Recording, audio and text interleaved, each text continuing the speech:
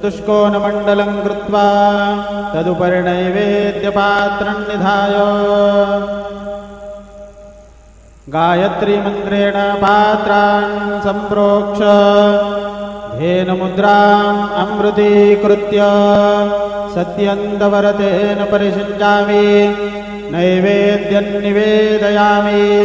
ॐ प्राणाय स्वाहा, ॐ अपानाय स्वाहा, ॐ व्यानाय स्वाहा, ॐ उदानाय स्वाहा, ॐ समानाय स्वाहा, ॐ ब्रह्मणे नमः।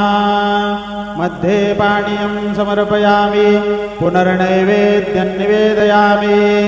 ॐ प्राणाय स्वाहा, ॐ अपानाय स्वाहा, ॐ व्यानाय स्वाहा, ॐ उदानाय स्वाहा, ॐ समानाय स्वाहा, ॐ ब्रह्मणे नमः। नैवेद्यं समर्पयामि, हस्तप्रक्षालनं समर्पयामि, मुखप्रक्षालनं समर्पयामि। सद्गुरु साईनाथ देवताभ्यो नमः। प्रार्थनापूर्वक नमस्कारान् समर्पयामि, तथा च मङ्गलारार्तिक्य दीपं दर्शयामि।